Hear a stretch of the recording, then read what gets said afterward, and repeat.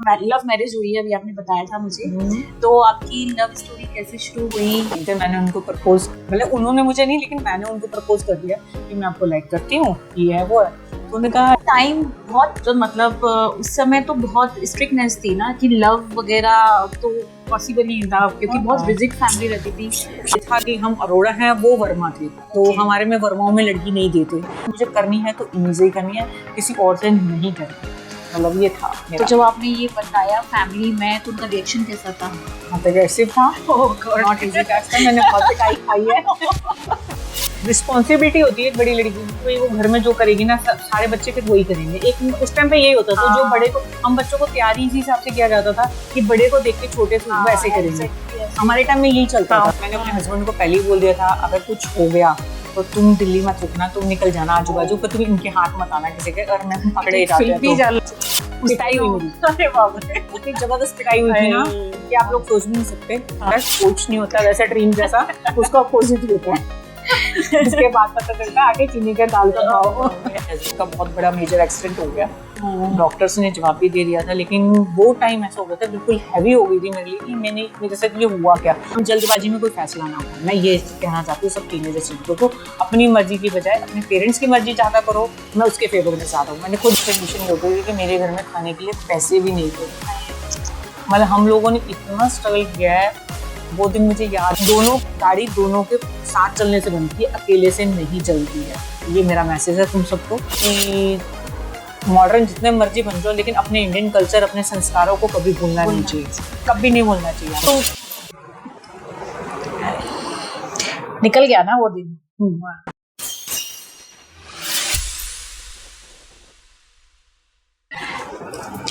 नमस्कार, मेरा नाम अंजलि है।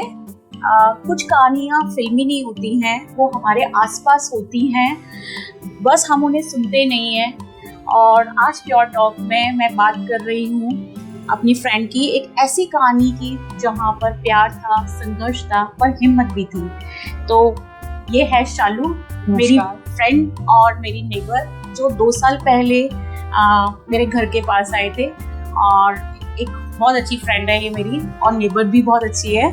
तो आज मैं इनकी कहानी आपको सुनाने जा रही हूँ, और बहुत इंटरेस्टिंग कहानी है शालू की। पहले अपने बचपन के बारे में बताइए शालू। हाँ, मेरा बचपन बहुत अच्छा था, मेरी फैमिली बहुत अच्छी है, सपोर्टिव थी। हमारे घर में सबसे बड़ी बात क्या थी, मेरी 2 तरह की फैमिली थी। दादी, बस सबकी होती है 2 तरह की, एक दादी की और एक नानकी की। मेरे नानके वाले थोड़े से बैकवर्ड थे, वो थोड़ा सा मतलब पुराने ख्यालातों के थे, लेकिन मेरे जो दादके थे वो बहुत मॉड ख्यालातों के थे। तो मतलब हमें जो फ्रीडम थी वो मॉड ख्यालात थे, लेकिन नानके वाले हमें पढ़ने के खिलाफ थे। लेकिन मेरी मम्मी ने एक जंग की, आज मैं थैंक्स फॉर अपनी मदर कि उन्होंने वो जंग करके हम बच्चों को पढ़ाया, आज हम अपने पैरों पे स्टैंड है। मतलब मेरी मम्मी का पूरा सपोर्ट रहा है इस मामले में कि हमें पूरा बिल्ड करने में, सबके मना होने के बाद हमें पढ़ाया लिखाया उस टाइम पे। आज मैं 48 ईयर्स की हूँ, तो मतलब उस आज से 48 ईयर्स पहले तो पढ़ने के लिए बिल्कुल लड़कियों को बोला ही नहीं जाता था हमारी वाली साइड में। तो लेकिन मेरी मम्मी ने बहुत सपोर्ट किया हमें पढ़ाने के लिए भी। आप अपने भाई बहनों के बारे में कुछ बताएंगे? हम 3 बहनें हैं और एक ब्रदर है, मतलब मिडिल है सोनू, मेरे से छोटी, उससे छोटी पूजा, एक भाई है उसका नाम हर्षाद है। तीनों अच्छा वेल सेटल्ड है, सब मैरिड है, अपना फैमिली अच्छी है मेरी बहुत। Very okay. तो आपकी लव स्टोरी कैसे शुरू हुई, कब मिले, मतलब क्या था पूरी कहानी? वो तो अगर मैं बात ऐसे करूँ तो बहुत बिग है वो, लेकिन इन शॉर्ट मैं 12th के एग्जाम दे रही थी, वो हमारे घर के नीचे ही रहते थे। मैं उनको लाइक करती थी काफ़ी, लेकिन मेरी फैमिली बहुत स्ट्रिक्ट थी, इस वजह से मैं उनको कुछ कह ही नहीं पाती थी। और कहते हैं ना, प्यार के आगे कुछ होता नहीं है। एक दिन मैंने उनको प्रपोज, मतलब उन्होंने मुझे नहीं, लेकिन मैंने उनको प्रपोज कर दिया कि मैं आपको लाइक करती हूँ, ये है वो है। तो उन्होंने कहा ठीक है, मैं सोचता हूँ अभी इस बारे में, इस बताया। बस ऐसे हम मिले, फिर उन्होंने उस टाइम तो मना कर दिया कि नहीं, मैं अभी इंटरेस्टेड नहीं, तो मेरा किसी और के साथ है। इट्स ओके, मैं पीछे हट गई। मैं अपना ट्यूशन वगैरह जाती है, सब फाइनल एग्जाम चल रहे थे, मैंने उस पर एग्जाम पे कंसिडर किया। फिर एक दिन एग्जाम्स के जब वो हुआ, रिजल्ट आया, तो मेरे रिजल्ट पूछने मेरे घर पे आए, मतलब नीचे मिले मेरे को घर पे। तो मुझे बोले कि कैसा रिजल्ट आपका? मैंने कहा मेरा रिजल्ट अच्छा आया। कह रहे कहाँ एडमिशन लोगे? मैंने कहा एडमिशन तो देखो अब कॉलेज वगैरह है। तो वो मुझे बोले इस कॉलेज में लेना है, इस कॉलेज में नहीं लेना। तो मैंने कहा आप इंटरेस्ट को ले दो। कह रहे जो प्रपोजल तुमने मुझे दिया था ना, वो मेरे को एक्सेप्ट करना। तो मैंने कहा अच्छा, तो ओके, मतलब इस तरीके से हमारी बातचीत शुरू हुई उस टाइम। तो वो टाइम बहुत, तो मतलब उस समय तो बहुत स्ट्रिक्टनेस थी ना कि लव वगैरह तो पॉसिबल नहीं था, क्योंकि बहुत रिजिड फैमिली रहती थी, आपकी हो या मेरी हो, तो ये तो हमारे फैमिलीज में नहीं चलता था। नहीं चलता। तो उस टाइम जब आपकी फैमिली स्ट्रिक्ट थी, फिर भी आपने प्यार चूज किया, कैसे ये सब पॉसिबल हुआ? बस मम्मी पापा को जब आपने बताया तो मतलब ये कह दो कि उनको मैंने नहीं बताया, हंगामा मैंने नहीं किया, वो हंगामा हमारे पड़ोसी ने कर दिया था। अच्छा। उन्होंने हमारे लिए रिश्ता भेजा था। अच्छा। तो उन्होंने उनको मेरी मम्मी ने बोला अभी वो पढ़ रही है, अभी तो हम पढ़ाएंगे इस चक्कर में, और उन्होंने मुझे उनके साथ देख लिया, तो उन्होंने मेरे घर में बता दिया। फिर जब घर पे बताया तो हंगामा तो होना ही था, जब इतनी स्ट्रिक्ट फैमिली है तो हंगामा तो होना ही था। तो इंटरकास्ट भी थी आपकी मैरिज? नहीं, वो भी पंजाबी हैं और हम भी पंजाबी हैं। बस ये था कि हम अरोड़ा हैं, वो वर्मा थे, तो हमारे में वर्माओं में लड़की नहीं देते। बस ये भी है, एक पैनल था हमारे बीच में। अच्छा। और ऊपर से जस्ट दोनों अभी ग्रोइंग थे, क्योंकि मैं अभी जस्ट 20 इयर्स की थी और वो 24 इयर्स के थे, तो हम लोग अपब्रिंगिंग अभी ना जॉब कोई सेटल था ना मेरी स्टडी सेटल थी, तो इस वजह से थोड़ा सा वो था। तो मम्मी पापा बस ये सोच रहे थे कि मेरी इज्जत के खिलाफ कैसे ये होगा, पर एटलीस्ट जो भी था ठीक था जो भी। उस टाइम आपको क्या फील होता था जब आपने ये कदम उठा लिया? तो कैसा फील होता था कि फैमिली को पता चल जाए तो क्या होगा, कि मतलब मेरा होगी कि नहीं होगी मैरिज, इस तरह से आपके माइंड में कुछ ऐसा चलता था? हाँ, बहुत चलता था, क्योंकि जब मुझे पता है मेरी फैमिली चाहे बेशक दादी की मौत थी, लेकिन इन चीजों में मौत नहीं थी, वो क्लियर बताऊं। और नान के फैमिली को तो पता लग जाता, तो मुझे ये पता था डेथ है मेरे को वो नहीं करेंगे वो लोग। तो मैंने अपने मम्मी पापा से जब मेरे बारे में पता लग गया, तो मैंने उनसे एक प्लीज यही कह दिया कि मुझे करनी है तो इनसे ही करनी है, किसी और से नहीं करनी। मतलब ये था मेरा। तो जब आपने ये बताया फैमिली में, तो उनका रिएक्शन कैसा था? अग्रेसिव था, नॉट इजी टास्क था, मैंने बहुत पिटाई खाई है। कोई इतनी आसानी से तो ना मिलता है, और वो भी 26 साल पहले, वो भी 26 ईयर, जो इसमें पॉसिबल ही नहीं था। हमारे इंडियन फैमिलीज में तो ये पॉसिबल ही नहीं है। पॉसिबल नहीं है यार, उस वक्त सोचना ही वो होता था एक लड़की अपने घर के खिलाफ जाके। और आप 3 सिस्टर्स भी थे, और सबसे बड़े आप ही हो फिर, और एक सबसे बड़े होते हुए आपने रिस्पॉन्सिबिलिटी होती है एक बड़ी लड़की की, भाई वो घर में जो करेगी ना सारे बच्चे फिर वही करेंगे। एक उस टाइम पे यही होता था, जो बड़े को, हम बच्चों को तैयारी इसी हिसाब से किया जाता था कि बड़े को देख के छोटे से वैसे करेंगे। हमारे टाइम में यही चलता था। मैं भी 3 सिस्टर हूँ, तो ऐसा ही फॉलो करना होता था। मतलब मेरे लिए ना एक बहुत बड़ा टास्क था कि मेरी शादी भी होना है और मुझे अपने सिस्टर्स को भी देखना है। फिर घर वाले नहीं मान रहे थे, बहुत बोला, उन्होंने मुझे हिसार भेज दिया, यहाँ से दिल्ली शिफ्ट कर दिया। मुझे बहुत होता था। मुझे हिसार शिफ्ट कर दिया, वहाँ पढ़ने के लिए भेज दिया। पर ठीक था, मम्मी बोलती रही, पापा भी बोलते रहे। पापा ने तो बात ही बंद कर दी थी मुझसे करनी, बिल्कुल ही। वो तो मुझसे बात भी नहीं करते थे, मुझे तरफ दिखते भी नहीं थे। तो उनके लिए तो जब उनको पता लगा था, तो मैं एक तरह से खत्म थी उनके लिए। तो मेरे लिए वो टाइम बहुत मुश्किल था, लेकिन अपने आप को भी समझाना और फैमिली को भी सपोर्ट करना, ये मेरे लिए बहुत वो था। पर ये था कि डिसीजन मेरा यही था, हमें करनी है तो अपने तो जो चॉइस का लड़का। या आपने घर से भाग की शादी की, या फैमिली की एग्रीमेंट था कि एग्री थे वो लोग, कि किस टाइप से शादी हुई? नहीं, भाग के तो नहीं करी, क्योंकि भाग के तो ये तो फिर बहुत एम्बैरेसिंग हो जाता। ये होता कि भी हुआ है, पहले तो घर पे बातचीत करी, वो लोग माने नहीं, बहुत मनाया उनको, नहीं माने वो। फिर हमने एक डिसीजन लिया कि हम लोगों ने कोर्ट मैरिज कर ली, क्योंकि मेरी छोटी वाली सिस्टर के 12th के एग्जाम चल रहे थे। मुझे पता था अगर मैंने कुछ इस टाइम पे ऐसा कुछ कर लिया, स्टेप उठाया तो उसकी स्टडीज पे फर्क पड़ जाएगा। तो उस टाइम पे मुझे देखना था, क्योंकि और वो ये स्टेप इसलिए उठाना पड़ा कि मेरे घर में मेरे लिए रिश्ता आ चुका था। मेरी बड़ी वाली सिस्टर है, कजन ताऊ जी की लड़की, उनके देवर का रिश्ता मेरे लिए आ चुका था, उनको मैं पसंद थी। तो मुझे ये था कि अगर वहाँ रिश्ता हो गया तो मैं कहीं भी नहीं रहूंगी, और फिर मुझे करना तो नहीं सकता है। तो हमने एक ये डिसाइड किया, हमने 1997 अक्टूबर में मैरिज कर ली, और अब अपने अपने घर चले गए उसके बाद। वो अच्छा, विदाउट किसी को पता नहीं, किसी को भी नहीं पता था। कोर्ट में कोर्ट मैरिज। हाँ, कोर्ट मैरिज करी। कोई आपकी सिस्टर वगैरह कोई था आपके साथ में जिसे ये चीज पता थी? देखो, अब तो ओपनली सबको पता लग गया। हाँ, उस टाइम मेरी छोटी सिस्टर मेरे साथ थी, मेरी फ्रेंड्स मेरे साथ थी। मतलब मेरे घर में ना बड़ों को छोड़ के सब छोटों को सब पता था। सब छोटे सपोर्टिव थे, सब सपोर्टिव थे मेरे लिए, सब जने। मतलब ये नहीं था कि मेरे को ये कह रहा था कोई भी तू ये मत कर या वो कर, या तो इनका नेचर को देख के, मेरे हस्बैंड का नेचर बहुत अच्छा था इस वजह से, या वो मेरा बचपना कह लो उस टाइम पे जो था कि ये करना है तो करना है, ये वाली बात थी। तो बस डिसीजन लिया मैंने इस रात जब आप कोर्ट मैरिज करके अपने घर पर आ गए तो आपके माइंड में उसके बाद क्या चल रहा था? उस रात कैसी थी आपकी?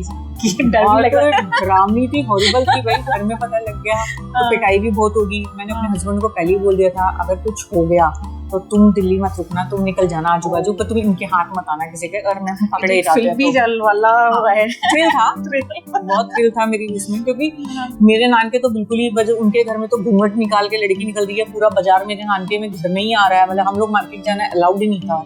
उस कंडीशन में मैंने ये स्टेप उठा लिया था, मैंने कोर्ट मैरिज कर ली है और उनको पता लगेगा। तो मुझे पता था मेरे साथ क्या होने वाला आगे, मैं प्रिपेयर थी। बस मुझे ये था कि अपनी बहन को सपोर्ट करना था। फिर छोटे वाले तो दोनों बहुत छोटे थे, तब तक तो मैं संभलती, वो लोग संभल जाएंगे, इतना था। तो बस कोर्ट मैरिज करी, घर आए। उस रात को बहुत डर लगा, बहुत वो सोचा भी, लेकिन छोटी सिस्टर साथ थी, वो समझाती रही, कोई बात नहीं, देख लेंगे, मिलजुल के सब हैंडल कर लेंगे, तो टेंशन मत ले। बस यही था हमारा। बहुत उसने बहुत सपोर्ट किया है, जैसे छोटी सिस्टर है उसने बड़ा सपोर्ट किया मुझे। मतलब ये लगा लो कि कोर्ट मैरिज करने के बाद मैं अपने घर तो चली गई, लेकिन हम लोग, मैं रहती हिसारी थी, दिल्ली नहीं थी।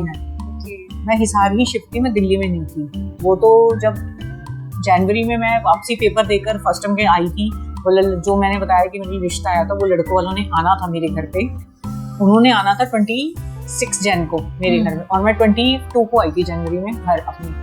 और घर में आई तो फिर जब वो रिश्ते देखने आए तो मैंने मम्मी को बहुत मना किया कि नहीं, मुझे नहीं करनी वहाँ पे, आप लोग मत बुलाओ, क्योंकि बेफिजूली पूरे समाज में एक अपने घर के अंदर चार दीवारी में बात है, फिर वो सबके सामने चली जाएगी। बहुत समझाया, लेकिन वो उनको यही लग रहा था कि नहीं, वो देखो पेरेंट्स अपनी जगह पे, मैं ये नहीं कहती वो गलत है, वो ये चाहते हैं कि उनकी लड़की बेस्ट घर में जाए और बेस्ट उसके लिए वो हो। और मेरे साथ ये था कि अभी हम पढ़ रहे थे दोनों, वो भी पढ़ रहे थे, मैं भी पढ़ रहे थे, अभी स्टैंड ही नहीं था, फैमिली का कुछ पता ही नहीं था कि भी वो आगे उनका फोकस क्या है, आगे जॉब का, मेरा कोई फोकस नहीं था कुछ भी। वो अपनी जगह पे, वो अपनी जगह ठीक थे, मैं अपनी जगह ऐसे लेके चल रही थी।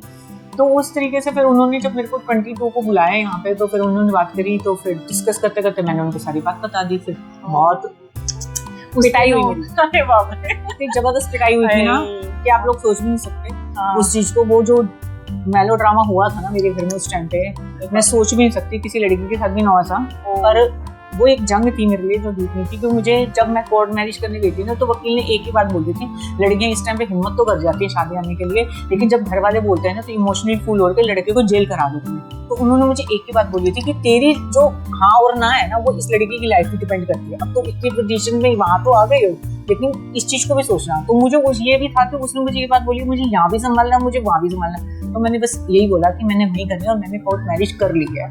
अब आप सोचो कि मैंने इसलिए नहीं बताया अभी तक क्योंकि सोनू के पेपर हैं, सोनू को पेपर दूंगे तो उसके बाद फिर जो आपको ठीक लगे, लेकिन बस फिर तो हंगामा ही मच गया घर के अंदर हमारे को। अरे बहुत ज्यादा इस चीज को लेके नानके वाले आ गए सारे, वो कह रहे कि हम उनको जला देंगे, हम उनको मार देंगे, तुम्हें गर्दन से दबा देंगे। मैंने कहा ठीक है, इट्स ओके, जो मन में करना है। मैंने कोर्ट में ये लिख के दे रखा है कि हमें कुछ हो गया ना तो जेल तुम लोगों को होगी, मुझे नहीं होगा कुछ भी, वो आपकी मर्जी। मैंने ऐसे बोल दिया था उनको। बस फिर एटलीस्ट 5 फरवरी 1998 को मेरी शादी हो गई मेरे हस्बैंड के साथ। अरे वाह, ग्रेट। हम लोगों ने जंग मूवी लग रही है, बिल्कुल बात करते हुए ऐसा लग रहा है जैसे मूवी चल रही है। भाई वो टाइम पर ये आप तो उससे गुजरे हो, उस चीज से, उस टाइम से निकले हो, तो वो सब आपको माइंड में रहता होगा। रहता 24 घंटे रहता, वो चीज नहीं भूलती इस चीज के लिए। तो मैरिज के बाद सब कुछ वैसा था जैसा आपने सोचा था कि कुछ नहीं वैसा कुछ भी नहीं था। ये एक ड्रीम ही होता है, मैं हर लड़की को बोलूंगी अपने इंटरव्यू में, ये प्यार वाला सिर्फ ड्रीम ही होता है, उसके बाद एक्चुअल जो लाइफ है वो शादी के बाद पता लगती है। देखो मैं लव मैरिज के खिलाफ नहीं हूँ, लेकिन फिर भी बोलती हूँ कि अगर लव मैरिज कर रहे हो तो ना उसको पूरा सपोर्टिव करके चलना। सिर्फ अपने पेरेंट्स को ब्लेम मत करना कि आपने ये नहीं किया, वो नहीं किया, इस चीज को लेके मत करना। तो पेरेंट्स तो हमें कहते हैं तुम्हारे अच्छे के लिए, लेकिन आप समझो नहीं समझो वो आपकी मदद है, लेकिन बिल्कुल अपोजिट होता है। कुछ नहीं होता वैसा ड्रीम जैसा, उसका अपोजिट ही होता है। उसके बाद पता चलता है आगे चीनी का दाल का भाव। और इसमें तो मतलब आप भी ऐसे अपने स्टैंड नहीं था ना, मतलब पूरी एजुकेशन हुई थी तो ना आप पे जॉब थी ना मतलब भाई साहब पे जॉब थी, तो हाउ टू सर्वाइव, मतलब कैसे किया, क्या स्ट्रगल थी, सबसे बड़ी स्ट्रगल क्या थी आपके आफ्टर मैरिज? देखो आफ्टर मैरिज ये होता है, देखो स्ट्रगल चाहे अरेंज हो चाहे लव हो, स्ट्रगल सबको करना पड़ता है, हर लेडी को करना पड़ता है। हर लेडी की लाइफ में एक नया चैप्टर खुलता है जब वो घर जाती है। हमें सबसे पहले ना इमोशनली ये देखना चाहिए, हम किसी दूसरे के घर जा रहे हैं तो उसको एक्सेप्ट करना है, उसको चेंज नहीं करना, हमें उसके हिसाब से चेंज होना चाहिए। मेरी ये थिंकिंग है, मैंने बस वही किया। सबसे पहले अपने आप को उनके हिसाब से रखा कि अगर मेरे पास, मुझे पता है कि मैंने इस बंदे से शादी करी तो मुझे अब इसको सपोर्ट करना है, तो मुझे अब चाहे वो कम लाए चाहे ज्यादा लाए तो मुझे उसी में ही वो करना है। फाइनेंशियली तो बहुत दिक्कत आई थी, कुछ जॉब नहीं, किसी की कुछ नहीं। सबसे बड़ी दिक्कत सबसे पहली फाइनेंशियली ही आई थी हमारी। हाँ, मेरा नेक्स्ट क्वेश्चन यही था कि फाइनेंशियली और इमोशनली कैसे मैनेज किया? फाइनेंशियली भी तो आप बोल रहे हो कि स्ट्रगल आई, तो कैसे सब कुछ मैनेज किया? ट्यूशन से पढ़ाई हमने, मैंने बहुत ट्यूशंस पढ़ाई, स्कूल में जॉब करी, क्योंकि पूरी BA कंप्लीट नहीं हुई थी, शादी कर ली। अब BA कंप्लीट नहीं है तो बहुत अच्छा प्रोफाइल तुम्हें मिलेगा ही नहीं, हमें पता है। छोटे मोटे स्कूलों में जॉब स्टार्ट करी, मैं ट्यूशंस लेती थी। गवर्नमेंट स्कूल के बच्चों को मैं 12 से 1 का बैच पढ़ाती थी, कभी 1:30 भी बच जाता था, और शाम को मैं प्राइवेट बच्चों को 4 से 8 का बैच लेती थी। तो मैंने इस तरीके से अपनी लाइफ को आगे किया। मेरे हस्बैंड की एक अच्छी सैनिक प्रोजेस्ट कंपनी थी, उसमें जॉब लग गई थी थोड़े टाइम के लिए, वहाँ पे करा उन्होंने जॉब वगैरह, तो ठीक है मैनेज हो गया। लेकिन सब उसमें क्या था, हम दोनों में अंडरस्टैंडिंग बहुत थी, आपस में ना प्यार वो था। तो वो वाला टाइम जो था ना हमारा फाइनेंशियली वाला, वो पता ही नहीं चला उस टाइम पे गुडी गुडी करके जो भी है वो पता नहीं चला। एक्चुअल पार्ट कब आया, जब बेबी घर में आया। जब बेबी आता है ना तो उसके बाद हमारी रिस्पॉन्सिबिलिटी और भी ज्यादा डबल हो जाती है, वो डबल हो जाती है। तो जब मैरिज, मतलब इन लॉज का क्या रिएक्शन था कि जब आपकी मैरिज ऐसे आई थी, तो इन लॉज ने आपको एक्सेप्ट कर लिया था?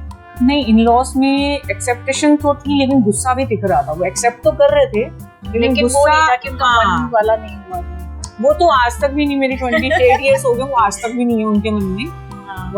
क्योंकि एज अ, अभी तो मेरे सास ससुर है नहीं, लेकिन उन्होंने आज तक उस वाली चीज में मुझे रिस्पेक्ट दी, मतलब वो चीज नहीं दी उन दोनों ने मुझे। बेशक एक्सेप्ट नहीं किया, लेकिन टीचिंग पूरी दी उन्होंने मुझे अपनी उसकी, बहुत बढ़िया। कभी आपको ऐसा लगा लाइफ में कि लाइफ बहुत हैवी हो रही है कोई की?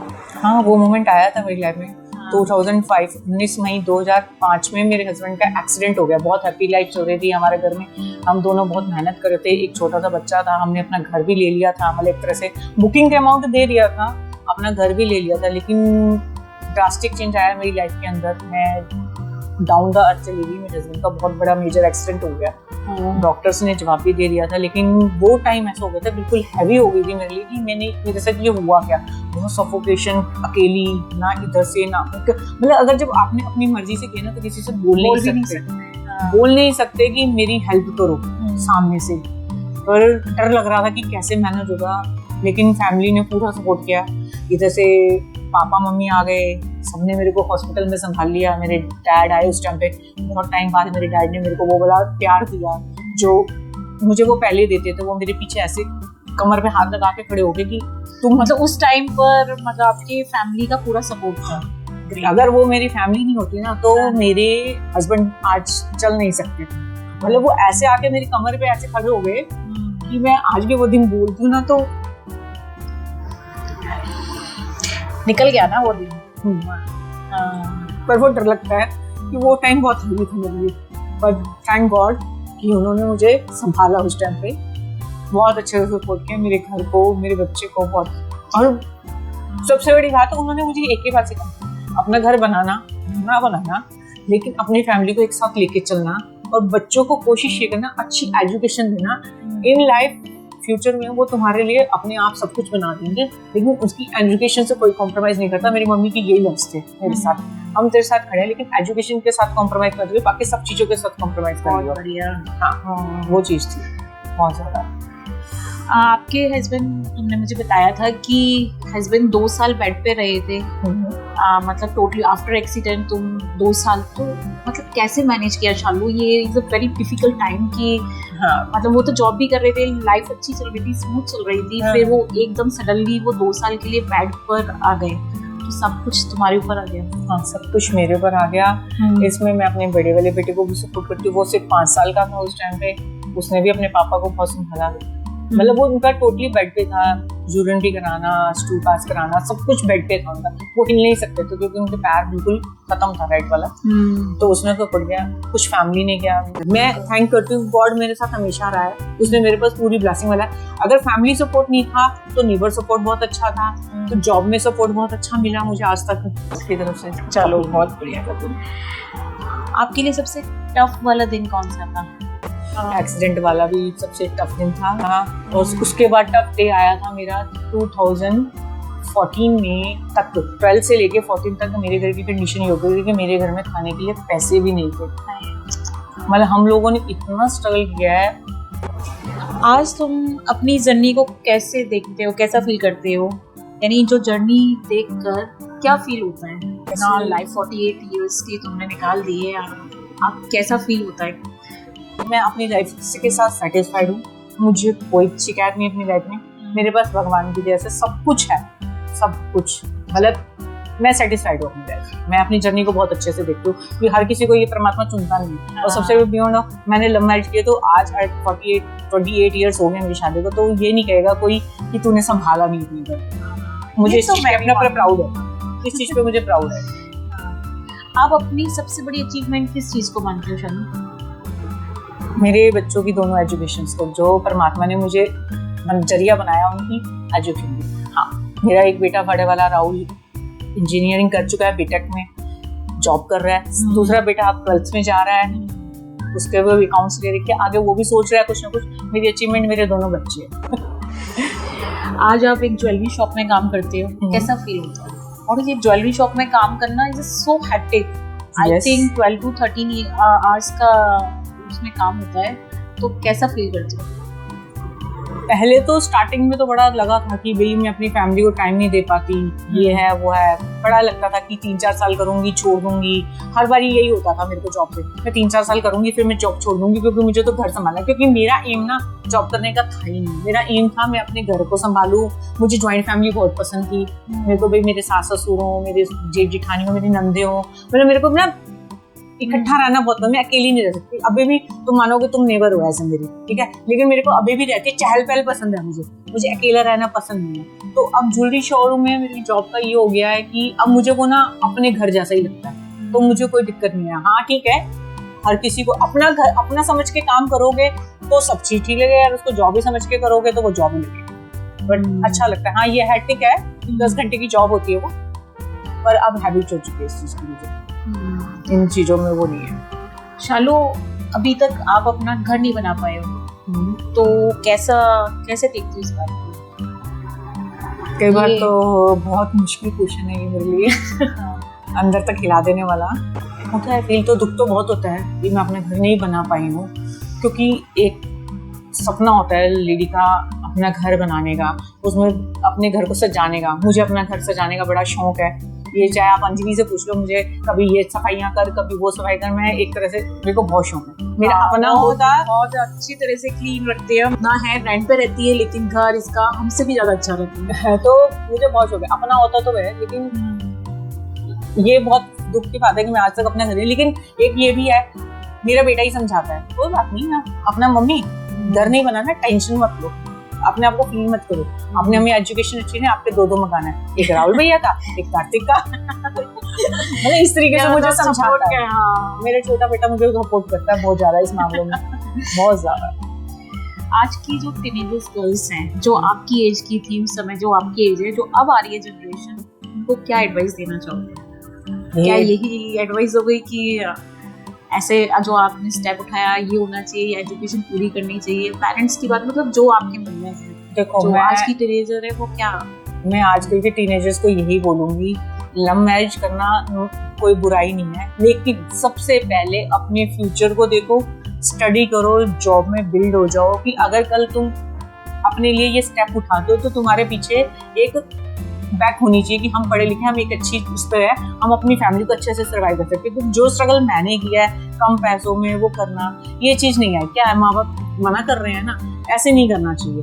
उनको समझो, उनको देखो। जो गलती मैंने की है, देखो मैंने गलती की, लेकिन वो तो बिना, मेरे हस्बैंड बहुत अच्छे थे तो मेरी लाइफ बहुत अच्छी निकल गई। अगर वो अच्छे नहीं होते तो शायद मेरे लिए बहुत सर्वाइव करना मुश्किल हो जाता, और शायद मैं ये लव मैरिज को पूरा कंप्लीट भी नहीं कर पाती। मैं तुम लोगों को से यही चॉइस दूंगी कि पेरेंट्स की मर्जी से करो तो वेल एंड गुड है, क्योंकि पेरेंट्स हमसे ज्यादा जानते हैं, हमें ज्यादा देना जानते हैं। और अगर तुम अपनी मर्जी से कर रहे हो तो सबसे पहले अपनी स्टडी पे ध्यान दो, उस लड़के के ऊपर ध्यान दो, वो लड़का कितना पढ़ा लिखा है, क्या वेल मेंटेन है। ये नहीं देखो उसके पास गाड़ी है, वो ये देखो सबसे बड़ी बात कि वो तुम्हें संभाल सकता है या नहीं संभाल सकता। खाली पैसा ही नहीं होता सब कुछ, मेन होता है मानसिक रूप से, मेंटली रूप से वो तुम्हें समझता है क्या है। हम जल्दबाजी में कोई फैसला ना उठाए। मैं ये कहना चाहती हूँ सब टीनेजर्स लड़कों को, अपनी मर्जी की बजाय अपने पेरेंट्स की मर्जी चाहता करो। मैं उसके फेवर में साथ हूँ, मैंने खुद लव मैरिज की, लेकिन फिर भी यही बात बोलूंगी तुम लोगों को।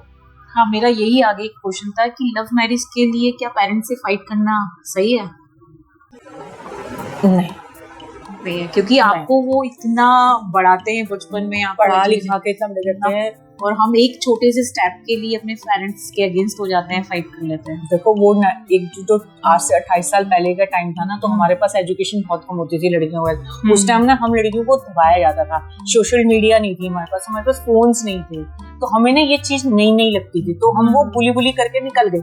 हमने ये गलतियां कर दी, लेकिन भाई पेरेंट्स बड़ी मेहनत करते हैं। आज मैं पेरेंट्स बनी हूँ और मेरे बच्चे मेरे साथ खड़े हैं, तो उनको, मेरे बच्चे अगर मेरे खिलाफ कुछ करते हैं तो मुझे दुख होगा, मुझे दुख होगा, क्लियर है। उस टाइम की सिचुएशन को मैं अपने डैडी के नहीं समझ पाई थी, लेकिन कहते हैं ना वो पेरेंट्स कहते हैं जब तुम बाप बनोगे, माँ बाप बनोगे तब तुम्हें बताएगा। वो मुझे माँ बाप बनने के बाद पता चला है। तो मैं किसी को भी सजेशन नहीं दूंगी इस चीज के लिए कि अपने पेरेंट्स को दुख देके ये काम करो, बिल्कुल भी नहीं, मन नहीं दुखाना। उनकी रजामंदी हो जाए, उनको समझाओ, वेट करो, कोई ऐसा स्टेप मत लो। आज नहीं मानेंगे, कल नहीं मानेंगे, फिर उनको समझाओ भाई ये चीज ऐसे है, समझा बुझा के उनको मना के करो जो भी करना है, पर उनसे आर्गुमेंट नहीं, बिल्कुल। लाइफ में सबसे बड़ी सीख क्या है शालू तुम्हारी? सबसे बड़ी बात है, लाइफ अलग अलग चैप्टर्स में अलग अलग लेसन दिखाती है। आज तुम्हें कोई बहुत अच्छा भी लग रहा है, गुड भी लग रहा है, लेकिन माँ बाप से बढ़कर तुम्हारी टेक केयरिंग करने वाला, तुम्हारा अच्छा सोचने वाला कोई भी नहीं है। मेरे लाइफ का ये सबसे बड़ा है। चाहे मैं एज अ पेरेंट मैं खुद भी बोलूंगी, अगर मेरे बच्चों को कोई तकलीफ होगी वो मुझे बताएगा तो मैं उसके लिए 10 चीजें करूंगी। तो बताओगे नहीं तो कैसे? मेरी शिक्षा तो यही कहती है अपने लिए कि अपने पेरेंट्स से खिलाफ नहीं, बिल्कुल भी नहीं। अगर आप अपने पास्ट वाले वर्जन से मिलो तो क्या कहोगी, क्या चाहोगे? सबसे पहले अपने पापा से सॉरी मांगूंगी, अपनी मम्मी से सॉरी मांगूंगी कि मेरे पापा बहुत ज्यादा ना, उस टाइम पे मेरे में बचपना था, सिर्फ मैंने अपने बारे में सोचा था, अपने पेरेंट्स के बारे में। मैं बिल्कुल सेल्फिश थी उस टाइम पे, मैं आज भी बोलती हूँ मैं सेल्फिश थी। लास्ट में जाकर ना सबसे पहले मैं, अगर वो काश ऐसा हो सकता तो मैं उनसे जाके सॉरी मांगती। और ये स्टेप उठाना जो मैंने उठाया था उस टाइम बचपने में, सोचा भी नहीं कि कल पेरेंट्स क्या हो जाएंगे, बचपना कर गई थी मैं। सबसे पहले मैं उनसे सॉरी मांगू, मेरे पास्ट में उनसे सॉरी मांगू। आज भी मैं उनसे सॉरी बोलती हूँ, लेकिन वो मुझे एक ही बात बोल गई, वो वक्त चला गया। सॉरी मांगी थी मैंने उनसे, बाद में रिग्रेट करते ही अपने पेरेंट्स का जो मैंने दिल दुखाया वो मुझे बहुत ही बढ़िया, इसीलिए मैंने चूज किया था तुमको आज क्योंकि ये आज का बहुत बड़ा इशू है, आज की लाइफ स्टाइल का बहुत बड़ा इशू है कि यस लड़कियां एजुकेटेड हो रही हैं, पेरेंट्स उनको एजुकेट कर रहे हैं और वो स्टैंड भी हो रही हैं, लेकिन ये जो पावर मिल रही है क्या इसका मिसयूज भी हो रहा है? क्या हम अपनी फैमिली को नहीं चला पा रहे हैं? नहीं, मैं तो 90% देख रही हूँ शादियां टूट रही हैं। अभी 2 महीने हुए शादी को, एक अभी हमारे जानकार उनके यहाँ शादी हुई, अभी 2 महीने हुए हैं, लड़की चली गई घर छोड़ के कि मेरे को इतना मुआवजा दे दो, इतना ये दो। तो क्या यार, क्या कर रहे हो तुम लोग अपने बच्चों को? क्या हमारा इंडियन कल्चर ये नहीं है, हमने अपने कल्चर को निभाना है। ठीक है, लव मैरिज करो, अरेंज मैरिज करो, जो भी है, लेकिन फैमिली में टाइम लगता है एडजस्ट होने में। प्लीज इन चीजों को मत बढ़ावा दो, समझदारी से चलो। आदमी को आदमी और लेडीज दोनों बराबर ही होते हैं, वो भी किसी का बेटा है, साथ में चलना। तो मेरा आंसर तो यही है सबकी तरफ से अंजलि, कि मॉडर्न जितने मर्जी बन जाओ, लेकिन अपने इंडियन कल्चर, अपने संस्कारों को कभी भूलना नहीं चाहिए, कभी नहीं भूलना चाहिए। हम लेडीज नहीं, नारी शक्ति सबसे बड़ी शक्ति है और हम नारी शक्ति को ये चीज का वो करना चाहिए। मेरा एक क्वेश्चन रह गया शालू कि बहुत वैसे मैं, भाई साहब बहुत अच्छा खाना बनाते हैं और ये 10 बजे आती है, मैंने देखा है इसको, ये 10 बजे आती है और भाई साहब मतलब पूरा खाना डिनर पूरा प्रिपेयर करके रखते हैं। मतलब ये है मैनेज करना। हाँ भाई, फैमिली को मैनेज करते हैं। अब तो ठीक है, मतलब वो अब जॉब भी करते हैं, अब वो जॉब भी कर रहे हैं, सब कुछ करते हैं, लेकिन सबसे बड़ी वो बात इससे पहले आ जाते हैं। हाँ, और मैं जब खाना, देखती हूँ वही तो वो देखो, पूरा डिनर खाना बहुत टेस्टी बनाते हैं, और इतनी लंबी जॉब भी इसी वजह से हो रही है। मैंने उनको बोला ना कि अगर मेरे को फैमिली ने वैसे सपोर्ट नहीं हुआ, ना ससुराल की तरफ से ना मायके की तरफ से वैसे नहीं मिला, लेकिन मेरे को परमात्मा ने बहुत सपोर्ट किया। मैं थैंक यू करती हूँ अपने गॉड का कि मुझे बच्चे भी दोनों बहुत अच्छे दिए, सपोर्टिव दिए। अगर इतनी लंबी जॉब हुई है तो मेरे हस्बैंड की सपोर्ट की वजह से, कि वो शाम को खाना बना लेते हैं, तो मैं आके फुलके सेक लिए फटाफट। तो कई बार तो वो फुलके भी सेक देते हैं। मैं क्लियर बताऊं, अब तो मैं इतनी कामचोर हो चुकी हूँ कि मेरा मन करता है वही सब्जी बना ली, क्योंकि वो खाना बहुत टेस्टी बनाते हैं। अब मेरे को आदत हो गई उनके खाना खाने की। खाना टेस्टी भी बनाते हैं, लेकिन आपकी बैकबोन है। अगर आपको डिनर वाला 10 बजे तक आप जॉब से आ रहे हो, तो फिर तो ये सर्वाइव करना जॉब में तो बहुत ही मुश्किल हो जाएगा मेरे लिए, तो बहुत इम्पॉसिबल हो जाएगा। तो आपका पार्टनर आपका काम कर रहा है नहीं। कई फैमिलीज में तो ऐसा होता है कि आपके हस्बैंड किचन में जाना भी पसंद नहीं करते। एक ऐसा है, रिचुअल टाइप का दिखता है कि नहीं, लड़के तो किचन में नहीं जाएंगे। लेकिन हाँ, होता है। मदर ये कहूंगी, लड़का हो या लड़की, दोनों को काम करना आना चाहिए। करते बहुत अच्छा। तो ये थी शालू की कहानी। आज की कहानी हमें ये सिखाती है कि हालात जैसे भी हो, अपना साथ, अपना हौसला रखना चाहिए, तो सब मुमकिन है। तो शालू की कहानी यही है, और मेनली मैंने इसलिए चूज किया था कि एक मैसेज था इसके लाइफ स्ट्रगल का, कि हमें अपने पेरेंट्स, सबसे बड़ा मैसेज मुझे जो मिलता है कि पेरेंट्स जो होते हैं सबसे बड़े वेलबींग होते हैं हमारी लाइफ के। प्लीज उनकी सुननी चाहिए हमें। हम किसी भी स्टेज पर हों, किसी भी पेरेंट्स से ज्यादा बेटर आपके लाइफ का कोई भी डिसीजन नहीं ले सकता। ये बात तो मैं भी बोलूंगी। हमें अपने पेरेंट्स को सर्वोपरि रखो, सबसे पहले अपने पेरेंट्स की करें। थैंक यू, तुमने मेरा इंटरव्यू लिया, मुझे बहुत अच्छा लगा। तो अगर आपको मेरा ये वाला इंटरव्यू अच्छा लगा है तो प्योर टॉक को लाइक करें, सब्सक्राइब करें। नमस्कार।